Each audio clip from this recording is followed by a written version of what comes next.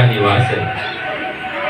जो अपने सर पर, अपने मस्तक पर इस कलश को धारण कर लेते हैं और सारे समुद्र, सारी नदियाँ कहाँ आकर के मिलती हैं? समुद्र में आके मिलती हैं।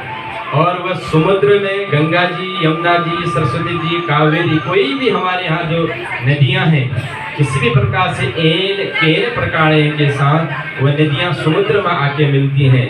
जिस प्रकार से समुद्र में ही सभी देवी देवता निवास करते हैं, उसी प्रकार से जब हम लोग कलश में आवाहन कर देते हैं, समझ लिए आपने केवल एक कलश को धारण नहीं किया, केवल नारियल, चुनरी, आम का पत्ता, फूल का माला लगाने से कलश नहीं हो गया। समझ लीजिए आपने अपने मस्तक पर समस्त देवी देवताओं को धारण करके भ्रमण कराया है। और कलश यात्रा में चलने से सौभाग्य की वृद्धि होती है, आयु की वृद्धि होती है और घर में सुख, शांति, समृद्धि, आयु, आरोग्यता, ऐश्वर्य की प्राप्ति होती है।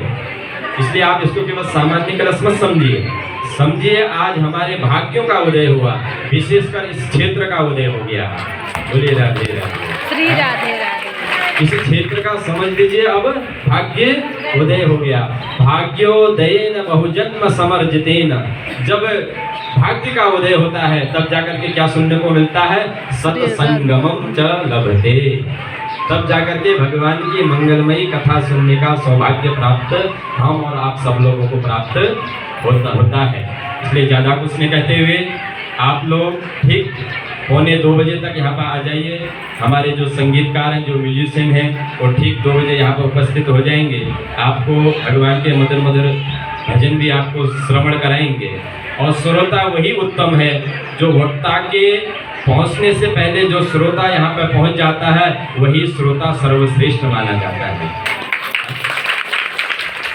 जब तक वक्ता यहाँ पर पहुँचे तब तक श्रोता को अपना आसन ग्रहण कर लेना चाहिए। इसलिए 7 दिनों तक यहाँ पर भगवान की मंगलमयी चरित्रों की, उनके चरणामृतों की अमृतमयी धारा बहेगी। इसलिए हम सब लोगों को बढ़ कर करके अधिक से अधिक संख्या में हमको खुद तो अपना कल्याण करना ही है, अपने साथ में अपने पड़ोसी का भी कल्याण करना है।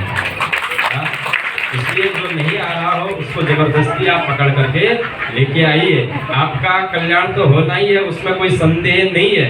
जितने भी लोगों ने इस कलश यात्रा में भाग लिया है, समझ लिए आपका कल्याण हो गया।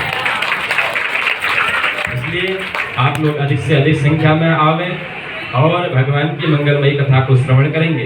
अब हमारे आचार्य जी यहाँ पर भगवान की स्थापना करेंगे, मंडप पूजन करेंगे। आज के यजमान भगवान का यहाँ पर स्थापना करेंगे, पूजन करेंगे, अर्चन करेंगे।